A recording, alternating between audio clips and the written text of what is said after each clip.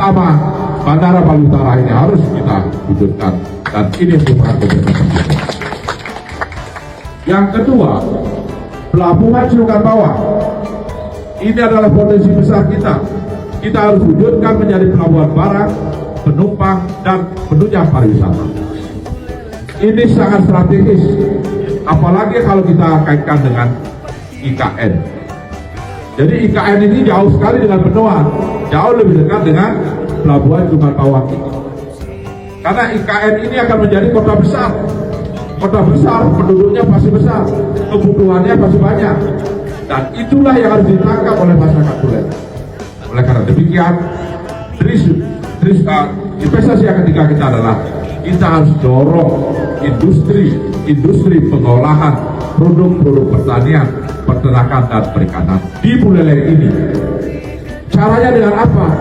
Dengan kepercayaan, trust. Untuk bisa menimbulkan kepercayaan, caranya dengan apa?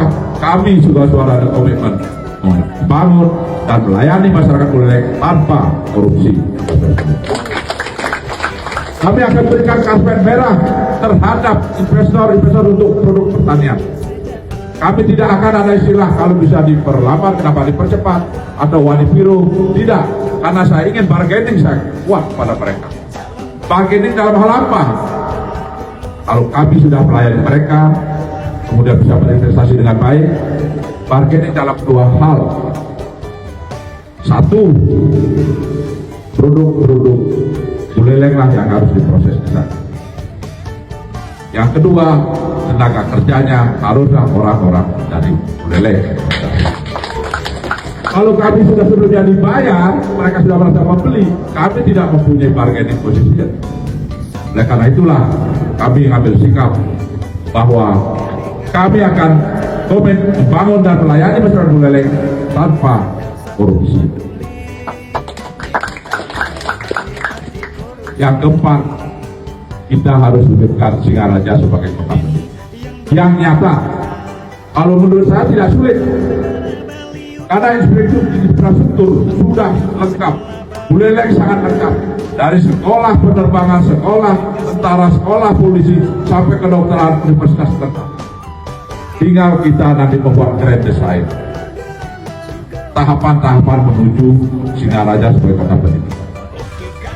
Dan dia harus didukung oleh regulasi dalam bentuk peraturan daerah. Nah, inilah yang nanti kita membutuhkan ahli-ahli untuk merumuskan grand design Singaraja sebagai kota pendidikan, sehingga dalam 5 tahun kepemimpinan harus sudah terwujud. Singaraja sebagai kota pendidikan bukan saja akan menarik para pelajar mahasiswa ke Buleleng, tapi mereka akan membawa aspek pemberdayaan ekonomi rakyat. Untuk mengembangkan ekonomi rakyat, kos, warung-warung, belanja, hiburan, dan sebagainya. Ini akan menjadikan Buleleng lebih bersinar lagi. Dan last but not least, ada suatu hal yang kemarin waktu debat kami sudah buka. Tidak banyak yang tahu bahwa di utara Buleleng ini, di laut utara Buleleng ini, ada potensi gas bumi yang nilainya adalah 4,1 triliun meter kubik. Kalau nasional kita adalah 42 triliun secara nasional. Jadi di utara Buleleng ini ada 10% gas bumi. Kalau kita lihat dari Undang-Undang Nomor 1 tahun 2022, daerah sekitarnya di daerah eksplorasi itu wajib mendapat hak DBH namanya, dana bagi hasil. Nah, inilah yang akan kami mohonkan dukungan dari semeton ahli-ahli Buleleng untuk memberikan informasi, kajian bahwa kita punya hak di sana sesuai dengan undang-undang. Kalau memang masuk di sana, mari kita seluruh masyarakat Buleleng berjuang rebut hak kita itu, dana bagi hasil dari eksplorasi itu. Kalau itu berhasil, saya yakin Buleleng akan menjadi daerah termaju di Indonesia ini. Bayangkan itu 4,1 triliun meter kubik gas bumi nilainya 2,2 triliun dolar. Sekarang orang tidak tahu kenapa rumput itu diadu Pak, rumput di utara itu dilakukan. Itu dalam rangka persiapan, tapi ini kan silent operation mereka. Kenapa kita diam? Kita tidak boleh selalu terlambat. Jadi langkah boleh memberikan kepercayaan pada kami saudara-saudara. Kami akan membentuk tim khusus untuk membentuk kajian sehingga kita jelas apakah kita berhak atau tidak. Kalau kita berhak, menurut saya apa susahnya saya menghadap Pak Bahlil, Menteri SDM? Apa susahnya saya menghadap Bapak Erlangga, Menko Perekonomian? Apa susahnya Pak Gede Gajah menghadap Pak Presiden? Kita harus berjuangkan, kita harus sama dengan arahan Presiden kemarin, kita harus punya mimpi besar, punya semangat besar untuk Buleleng.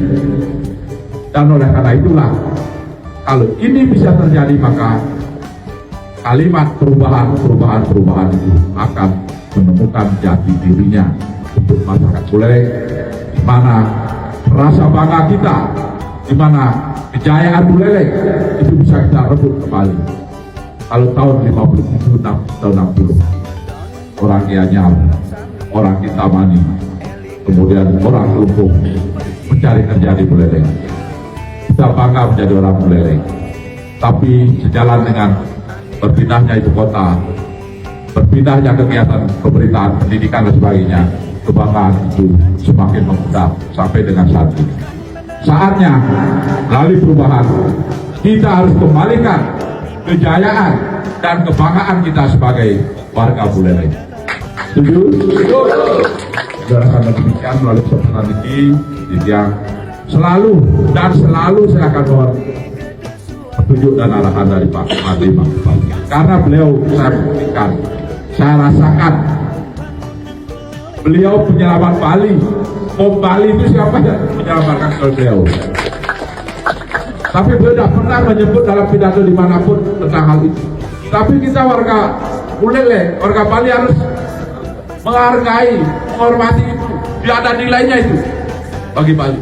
Nilainya luar biasa, tidak bisa dihitung. Kemudian beliau memberikan contoh-contoh bagaimana membangun yang perlu rakyat. Dan ini akan saya lakukan. Salah satunya adalah, coba bayangkan Bapak-Bapak, guru-guru SD, SMP, TK tidak dapat insentif Buleleng ini, betul? Kalau daerah lain Karangasem aja yang setara itu dapat 1,2. Kemudian juga daerah lain Bangli yang jauh lebih rendah PAD-nya dapat. Kenapa kita tidak menghargai? Oleh karena itulah maka kami bertekad kita harus kembalikan kebanggaan mereka sebagai guru yang tidak superior di antara guru-guru yang lain. Kita harus berikan mereka insentif yang layak untuk para guru kita. Yang kedua, kepala desa. Saya pelajari gaji kepala desa di Buleleng ini adalah terkecil, cuma 4,5 juta. Potong pajak menjadi 3,9. Bandingkan dengan Denpasar 21 juta. Bandingkan dengan Badung 31 juta. Bandingkan dengan Bangli saja dia hampir 89. Walaupun kepala desa banyak masih ada yang ya, tapi komitmen kami sebagai swadana tetap akan membela kepala desa selaku institusi. Kami akan perjuangkan mereka minimal harus mendapat 10 juta. Karena apa? Kami ingin mencegah mereka jangan sampai korupsi. Karena kalau 3,9 sama dengan UMR lebih tinggi, mereka melayani masyarakat, menghadiri upacara adat dan sebagainya. Kekurangannya diambil dari mana? Kecuali nanti diambil dari yang tidak kenal. Kami akan berusaha minimal 10 juta, tapi kami kinerjanya akan kami awasi dengan betul. Terus pertanyaan klasiknya, video marketplace dari mana dapat uang? Saya kebetulan orang angkutan negara, tahu lah bahwa selama ini kebocoran masih sangat banyak dibiarkan berlarut-larut. Pihak THR, pajak hotel dan restoran itu sekarang belum banyak yang online. Masih negosiasi mereka semua itu, dan kami akan tegaskan jika kami dipercaya semua mereka harus sistem pemungutannya adalah online. Online semua. Kemudian yang kedua, kita harus tegas kepada wajib pajak yang tidak bayar pajak. Siapa itu? Coba lihat berapa villa ada di Buleleng. Apa mereka bayar pajak? Belum. Tetapi kita harus bina mereka sadar dia kerja di sini adalah untuk bisnis. Dan siapa yang belum bayar pajak, apa dia bayar pajak air bawah tanah? Tidak juga. Kenapa kami yakin kalau online ini kita bisa mengangkat target kami dalam tahun kedua adalah kalau sekarang baru sekitar 575 miliar, target kami minimal 1 triliun. Inilah yang akan kita persembahkan untuk pemberdayaan masyarakat di bawah.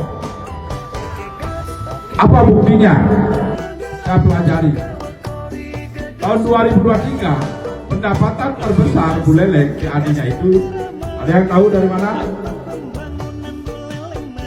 Dari bayar pajak listrik penerangan jalan. Itu yang terbesar 47 miliar. Kenapa? Karena semua online ya. Jadi kalau orang bayar listrik otomatis sudah masuk. Karena itu. Jadi terbesar itu pajak listrik penerangan jalan. Itu terbesar karena dia online. Coba kalau PHR, pajak hotel dan restoran, semua online termasuk pajak air bawah tanah. Kalau patung itu dibuat seperti itu, bukan 6 miliar, 7 miliar, bisa 2 kali itu, triliun 2 kali. Jadi itulah bekal titian yang selalu yang dikontak dibina oleh Pak Made. Saya ucapkan terima kasih dan tim Pak Asau, kemudian teman-teman biasa, dan beliau belakangan ini bukan karena apa-apa. Beliau mencintai Buleleng ini, beliau mencintai Bali. Dan saya sama di usia saya ini, saya hanya ingin membuat legacy. Saya ingin persembahkan bahwa Buleleng bisa berubah. Perubahan itu adalah baliknya kebanggaan dan kejayaan. Jadi itulah yang dia sampaikan. Mungkin ada hal yang memang perlu dipertegas lagi. Kalau memang masih ada waktu.